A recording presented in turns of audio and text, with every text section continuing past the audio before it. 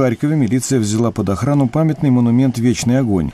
Ранее вандалы раскрасили монумент в синий и желтый цвета флага Украины. Это была вторая акция такого рода в городе, контролируемом украинскими властями за последние дни. В апреле харьковчане демонтировали 2 памятника Ленину.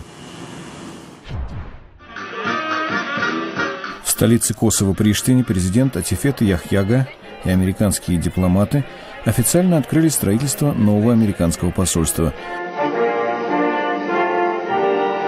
По словам косовского президента, в осуществлении проекта примут участие около 700 косоваров. Строительство посольства будет способствовать укреплению дружеских связей между США и Косово.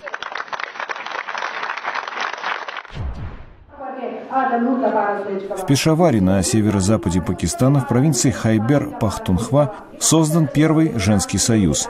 Его задача – оказание помощи всем женщинам, подвергающимся домогательствам, и защита прав работающих женщин.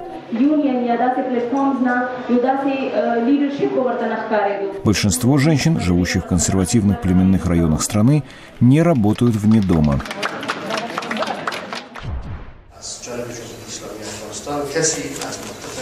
В столице Афганистана Кабуле представители Министерства иностранных дел заявили, что правительство прилагает усилия с целью начать официальные мирные переговоры с талибами.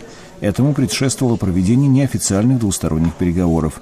Дипломаты сказали, что участники переговоров в Катаре согласились с тем, что талибы должны вновь официально открыть бюро для проведения переговоров по политическому урегулированию. Попытка открыть подобное бюро в Катаре в 2013 году вызвала серьезное недовольство афганских властей и сорвала переговоры.